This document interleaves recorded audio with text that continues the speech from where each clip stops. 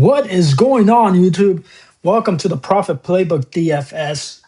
Once again, I am Jaime Hernandez, and thank you so much for tuning in, whether you're a returning subscriber or you're a new viewer. Thank you so much. Once again, I would appreciate it if you guys can like, share, and most importantly, subscribe. It really does help the channel out here. And we're almost there. We're almost to the home stretch, right? It's only a few more weeks, so let's go ahead and bounce back here. For this Week 13 main slate on DraftKings. And last week, it took. It was a tough week. It was a tough week, but let's go ahead and bounce back here. Let's go bounce back big here in Week 13, and let's go ahead and start off with our quarterbacks. Right. Let's go ahead and start off with Diego Pavia here from Vanderbilt at 9,200 here. Vanderbilt, they're operating as 9.5 point home favorite here. In-play team total of almost 32 points versus Kentucky, right? Kentucky, they've been allowing about 227 yards per game through the air. And of course, as you can see here, Pavia, he's been on a great run, right? He's been a monster, especially his last 2 weeks here. So of course, that reflects on the price tag, right? But at 9,200, look at those monster games he's had, right? Versus back in September 27, 48.7, 40.9 2 weeks ago, 3 weeks ago, and then 2 weeks ago on the 8th, 50.3 there. Or last week, I can't even tell my days anymore. But we also see good games, right? At 27.4, 20.8, 28.4.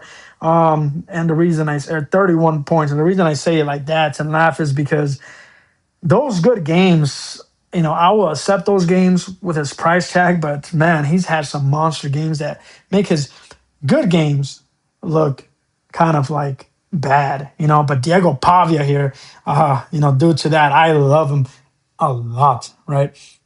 And you know what? When it comes to Archie Manning here, he's been getting a lot of, he's been criticized a lot, right?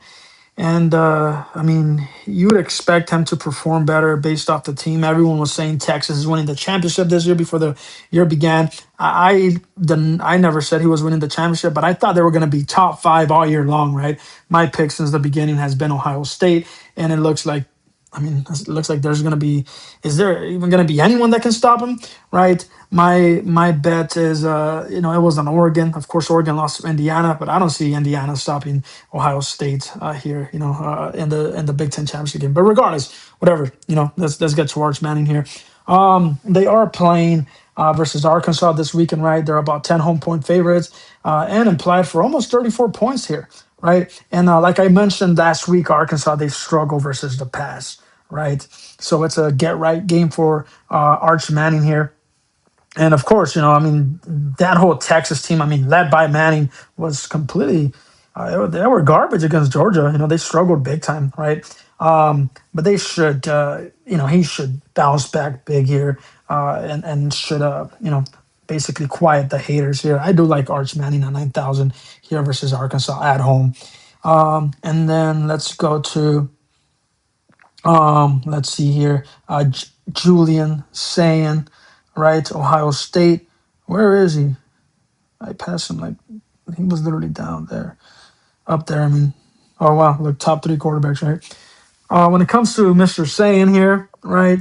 There, that spread is ridiculous versus this Rutgers team, favored by almost 34 points, right?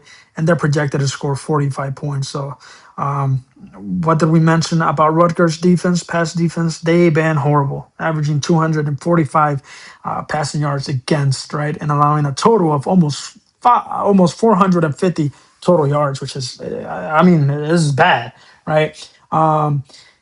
And I feel like he should stay for most of the game here versus Rutgers, right? So he's going to have all the opportunity in the world to, to completely put up points here. And if they are going to do it, I don't see them looking ahead to Michigan. And if they do, I feel like it's a good thing for Julian saying here. Maybe they'll score most of the points in the first half, and he'll be the one doing all the heavy lifting. We would hope. And I would say, that it's not other question for him to score at least 325, 350 yards and a few touchdowns. I would say 3 to 4 touchdowns, right? But yeah, I love him here. I love saying here. And let me give you guys two more plays. I know there's great plays across the board. It's a great week. I mean, you can't go wrong with Joe Fagnano, right, from UConn. You can go there, right? And you can go with Dante Moore, Oregon, right? Let's see here. Let's see. But someone that I do love this week, it's not because yeah, it's gonna be Jaden Maeva. I love him this week for a bounce back game. I actually see USC. I know Oregon's defense is pretty darn good, but I can see USC pulling off the upset. And I see USC putting up points. I don't see this as a low scoring game here. I see USC and Oregon, right? Scoring a ton.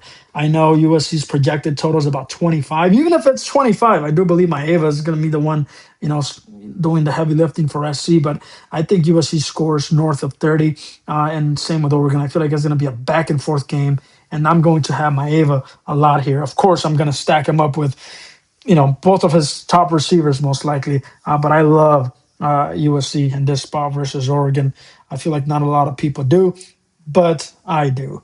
And now, last but definitely not least, I don't know. We've been targeting missed prices all year long, right? And here's another one with drones here, right? They are playing Miami. Miami is pretty damn good when it comes to that defense, but I don't care here with this price tag. Do we really care about defense in this price tag when he's averaging about 24.1 fantasy points per game? Do we really are we really going to talk about a great defense that he's playing? No, we are not going to do that. We will not do that.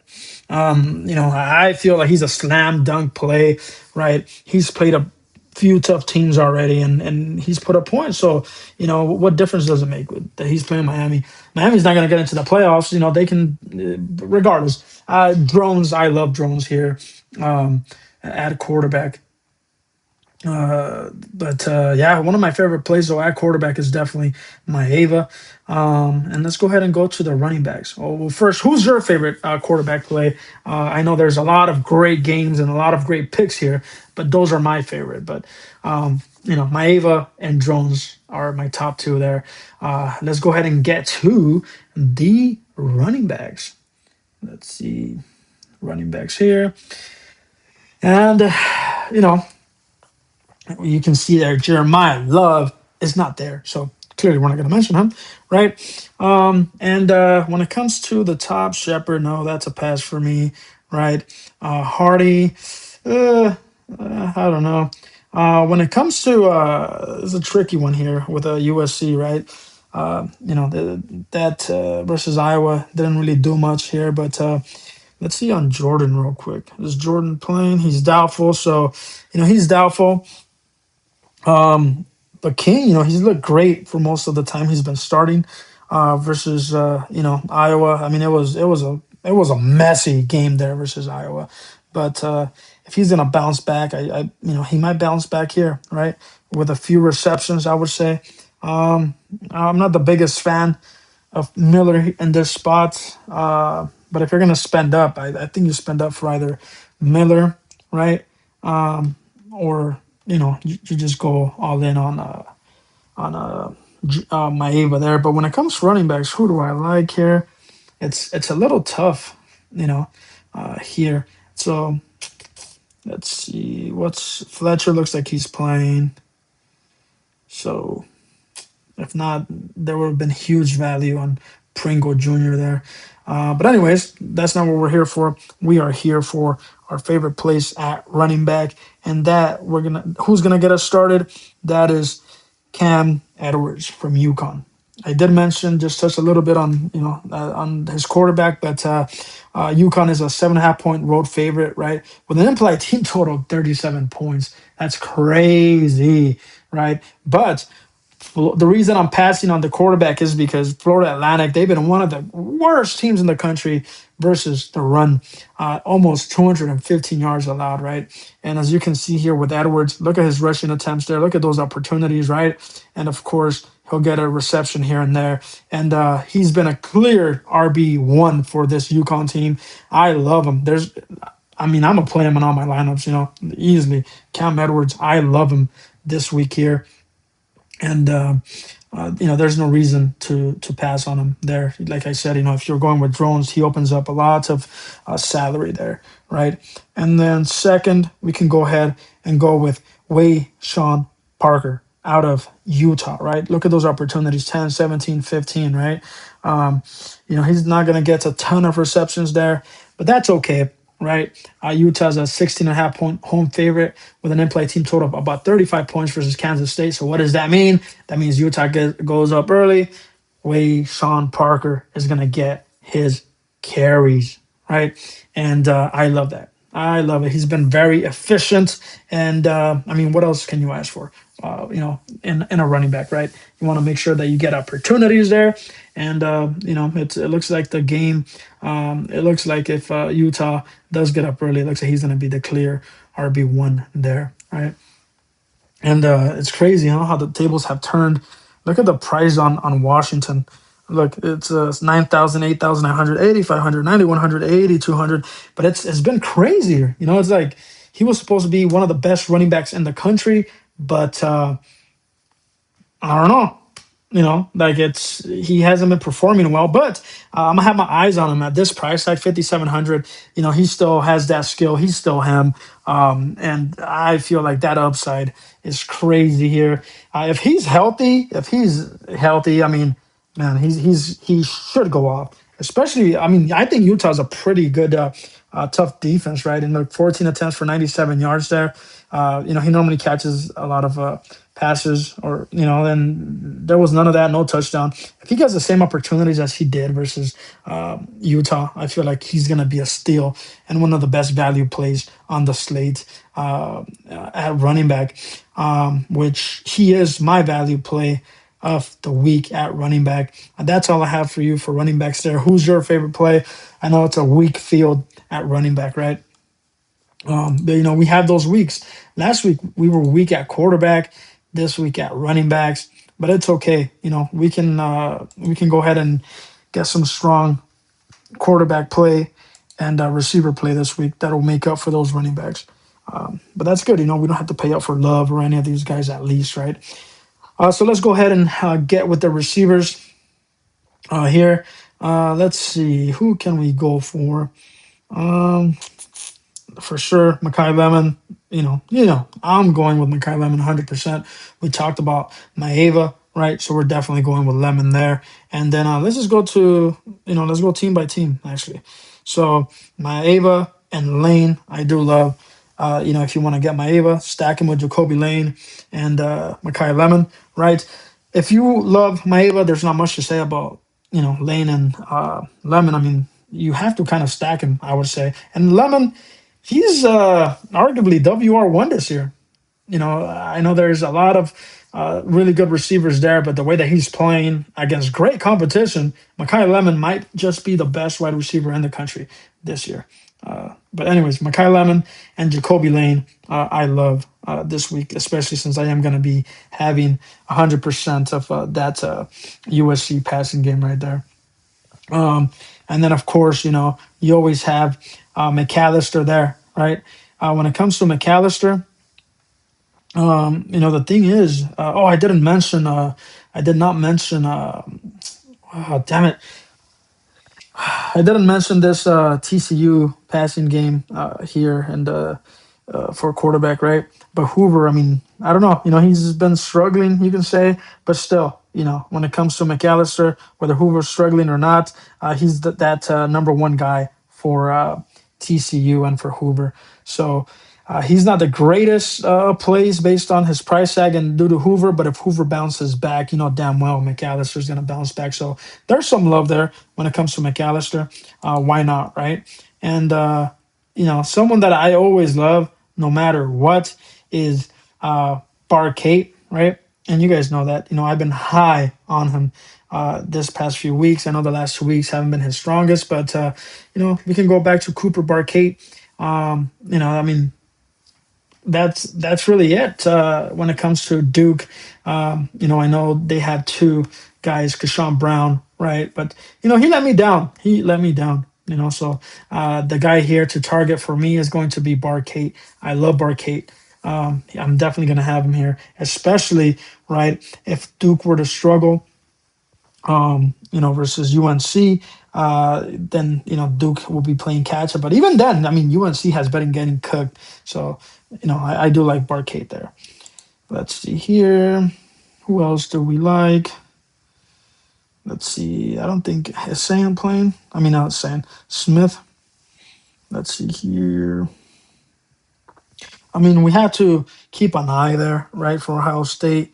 Are both receivers going to miss? Is only one going to miss? So make sure to keep an eye on it. If Tate is active and Smith is out, I mean, that's a slam dunk stack with Tate and Sayan, right? Or vice versa. Smith and if Tate is out, then Smith is a slam dunk. And of course, if both of them are out, then of course, I still think it's going to be a strong game for Sayan. You can go with right here with Ian Strong, right? Yeah, there's a lot, so just keep an eye on these two guys. And if any of them misses, you can go with the other. And if both of them miss, I mean, it's a lot of value, right? A lot of value.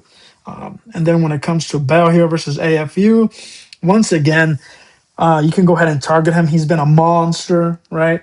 But I think I'm gonna go and target the run game here versus FAU. But I mean, I don't know. It's a tricky part this week, a tricky type of schedule. You have great guys everywhere. It's a fun slate this week. But yeah, you can't go wrong with Bell, right? So, but I am gonna be targeting that run game. If it bites me in the ass, it bites me in the ass. It is what it is, right? But that's where I stand there.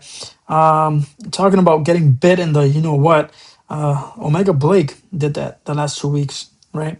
But I think it's a good bounce back game here versus Texas. I know that Texas defense is strong, but I mean when you're as good as Blake, there's only so many games you can keep underperforming before you catch fire again. And I feel like this is the game to catch fire. Let's see some values. Let's see here. Who can we target for value? I mean, value, like I said already, it's whoever's out, and you can go with that Ohio State receivers. Keep your eye on that. There's going to be value there for sure. If either one of the guys or both Tate and Smith are out. Let me see. Who can we target? Let's see.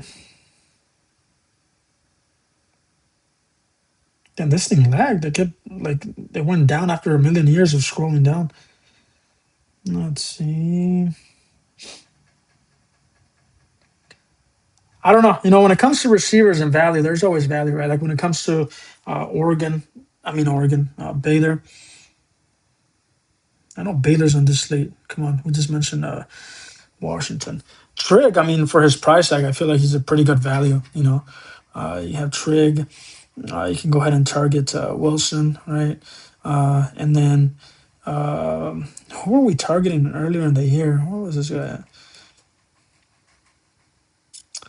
Prentice, I mean, he hasn't been doing as good, but the times we target him, he basically scored like the versus Oklahoma State, right? One catch, 73 yards, a touchdown, versus Kansas State. We had him as one of the best value plays at his price tag, then 3,700, one catch, 30 yards, touchdown.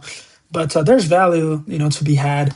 But I feel like the strongest is that I feel like plays are at quarterback. Not price wise. We're not overspending this week. I feel like because we have quarterbacks that are priced, in a good. They're priced well, right? I know Pavia's there. So let's say if you were building a Pavia lineup, right? I feel like you would go with let's see, who can we pair Pavia up with? Let's see. I feel like with his whole freaking team, right? But let's see here. But no, I mean he does most of this stuff through the with his legs. But I mean, you can go with Stores. You can go there. His last two games, he's been going off just like Pavia. But the other games that Pavia went off, he was okay. He wasn't the greatest, but you can do that, right? If you just want to stack him, which you don't have to, in my opinion. And then you can go ahead and put in, let's see, Edwards, right? You can go ahead and put in, let's see here. You can go ahead and put in, let's see, Parker, right? And then on the other hand, you can go with drones, let's say. You can go with drones there, which brings your average all the way up to 5,900, right? You can go with Makai Lemon, or you can go with a value play, whatever you want to do. You don't have to stack drones, I feel like, here versus Miami. But if you decide to do so, you can, proceed at your own risk, I would say. But yeah, you can play drones naked. And then a wide receiver, you can spend up for, Makai Lemon, let's say.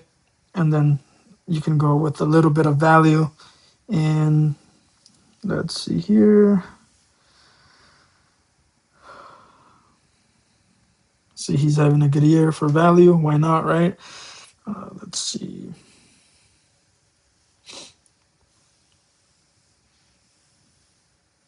You can go with Oakley, let's say, and then at your flex with Washington, boom. That's a lineup you can go with. Or if you go with Maeva, which I will be going with Maeva, right? Makai Lemon there. You have 2,200 left, right, with drones. Then you can go ahead and throw that to, let's see here, with Lane, right? And then if you wanted to get someone else besides Stores, you can go with Trig, like I mentioned. He's a good value play there. You can even go with Sadiq with Oregon, bring it back.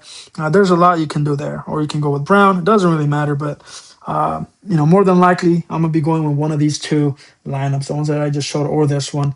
I'm not scared to show my lineup. So, which I won't be posting. My final lineup is going to be one of the two that you just saw here. So, that's what it's going to be, and then I will be posting my final result at least. But thank you so much for watching. You know, I've been busy this week, so I didn't really have a lot on the wide receivers, right? But and then running backs, I mean, there was not much. I feel like Washington, Parker, and Edwards are the only ones that I really do like a lot. There's a chance for Miller, to go off, but I feel like Maeva is going to do all the heavy lifting there. And I'm calling an upset, USC. I'm calling an upset, USC upsetting Oregon, USC sneaking into the playoffs by whooping on UCLA, in a couple of weeks. Well, next week, actually. But we'll see how it goes. Stay profitable, stay safe. If you're in the, Southern California area, that rain has been killing us for the last week and a half, which it's okay though. I mean, we need rain, right? And if you're anywhere else in the country or wherever you're listening or watching from, stay safe, right? Stay profitable and have a great weekend. See you guys next week. Bye bye.